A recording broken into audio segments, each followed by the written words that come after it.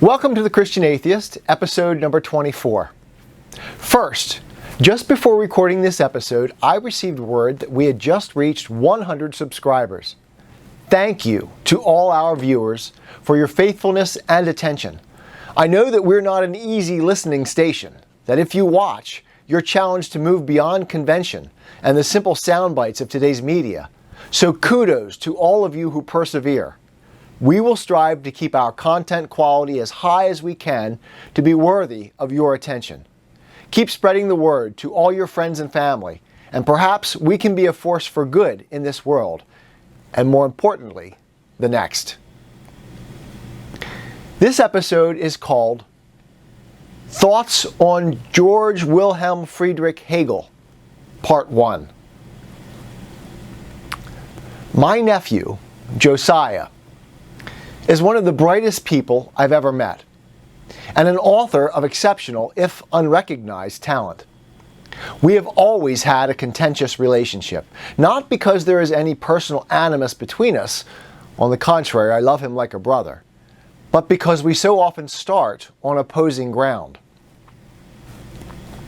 In terms of rational sparring partners, I have no one else in my life who so effectively forces me to self-examine and often reassess my own positions, excepting only Jenny, who on the rare occasions that we disagree always commands my respect. Josiah is, at heart, a philosopher, and his grasp of philosophy in many areas exceeds my own, and in almost every way is superior in understanding to most of my academic colleagues. In this edition of The Christian Atheist, therefore, I want to dedicate my attention to clarifying my position on Hegel in light of Josiah's response to last week's episode. I view the current intellectual and, by extension, cultural climate of our world through a philosopher's lens. And I see an interminable Cold War between the twin giants of Kant and Hegel. I am an unapologetic Kantian in this war, as my dissertation makes clear. And while I consider Hegel to be the enemy, he is a human enemy, and one for whom I have endless respect. Hegel's narrative logic, his most powerful weapon, is also a valuable tool in my arsenal, and its value is incalculable. In many ways, it is not Hegel that is to blame, but those conducting the war in his absence, having, conveniently, forgotten him due to a variety of anxieties of influence. This fact explains my seemingly paradoxical claim that Hegel has permeated our culture without anyone knowing or reading Hegel. That Hegel is at once the most obscure of philosophers and the most influential of them all. Hegel has become to the culture what Freud is to psychology, so deeply internalized that all that is of value is no longer even attributed to him. While Freud is the whipping boy of all psychologists, they all forget that both the whip and the platform on which they stand to deliver him blows were his invention. There is one important difference, however, in that Freud was such a good writer that he remains well enough read, known and understood to be the butt of nearly all psychology jokes, while Hegel is so difficult and obscure that he is known by very few and understood by almost none. Meanwhile, his spirit has taken over the world. So, it is true that Hegel's influence, as Hegel, is negligible at best, and that the second order of Hegelian thinkers, Marx and his acolytes, are nearly universally discredited by the utter failure of the predictions concerning the inevitability of revolution and utopia, what Josiah calls Marxian messianism. This form of Marxism lies in a grave dug by the next generation of Hegelians. But if we exhume the remains, we will find neither Marx nor Hegel buried there.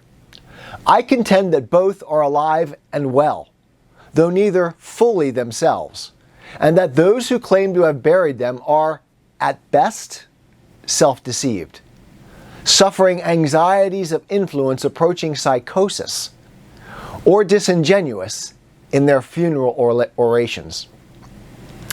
It is necessary now to lay out an account of Hegel's influence, which is twofold: his narrative logic and his metaphysics.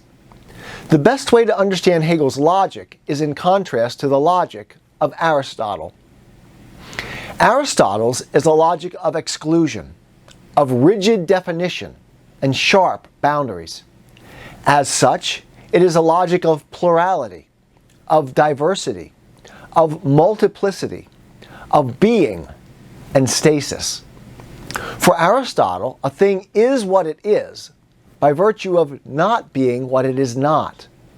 It is a logic of binaries, of either or, with axioms of the excluded middle and non-contradiction. By contrast, Hegel's is a logic of inclusion, of indistinct definition and fuzzy boundaries, a logic of unification, a logic of becoming, change, and dynamism. For Hegel, a thing is what it is by virtue of what it has been, by virtue of its story, its relation to everything else. It is a logic of collection and connection, a logic of both and, a logic of polarity, of opposition without contradiction. To state the opposition in a word, Aristotle is the logician of reality, while Hegel is the logician of ideality. Aristotle's logic is self-consciously a tool in application to a content, to being. Being, for Aristotle, is primary, and logic only exists in application to being. It seeks to understand it, to trace its relations, to clarify its structure. Hegel's logic is not, primarily, a tool. It is not applied to something other than itself, but is the rational process itself. Hegel's logic is self-acting, autogenerative, completely self-referential. And herein lies the rub. Hegel's logic is his metaphysics. There is for Hegel no being to which logic is applied, as logic is the very being of all that is. It is not a neutral tool applied to being, but being itself. All is process. All is logical, rational. For all is logic or reason. For Hegel, the rational process is all there is. There are no true substances against which Hegelian logic might strike its shin, as all obstacles and all shins are nothing more than the process of reason itself. Reason has no real obstacles, no real limits. For all is ideal. All is rational. That is why we call Hegel's philosophy absolute idealism. Now, what I object to in Hegel is not the idealism, but the absolute. Hegel's narrative logic, in application to being, that is, subject to the constraints of the real, seems to me a philosophical achievement for the ages. It explains how our world changes, evolves, while, subject to the constraints of being, it retains an identity that we recognize across time and alteration. Hegel's logic is the logic of character development, where we read in a story a baby who is born and changes and grows and matures over time is the same person at the end of the novel 40, 50 years later. Right? That is not possible in Aristotelian logic.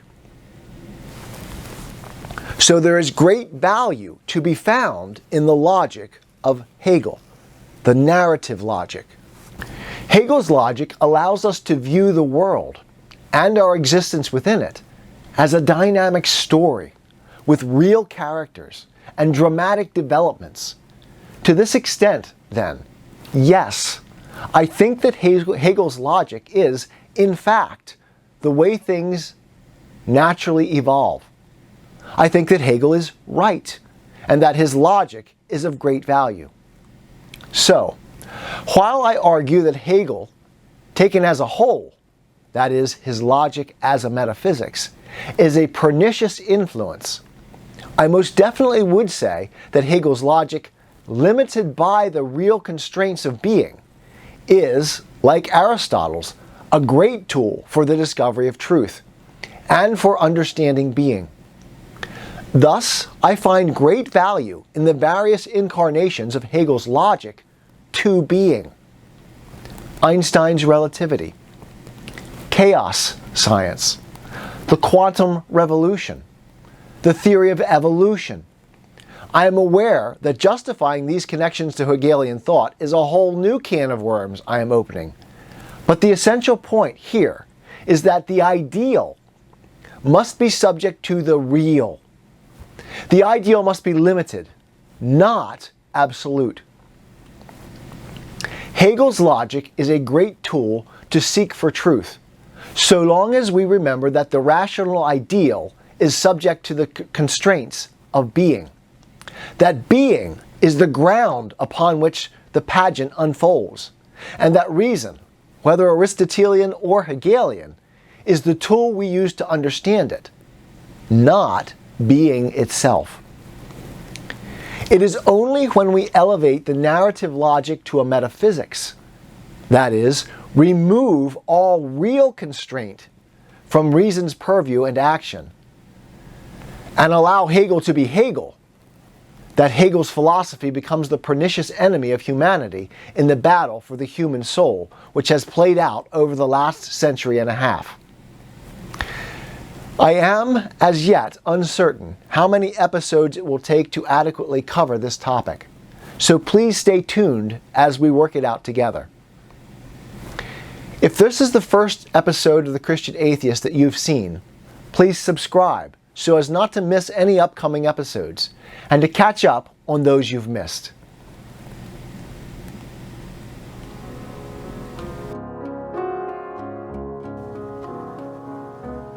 First, if you like this video, please like and subscribe. And let us know what you'd like to hear from us by commenting. Wise Words for Your Occasion is located in Lancaster, Pennsylvania, but we're willing to travel. For inquiries or to book an occasion, go to wisewordsforyouroccasion.wordpress.com or see us on Facebook or check out our YouTube channel. You'll find links to all three in this post.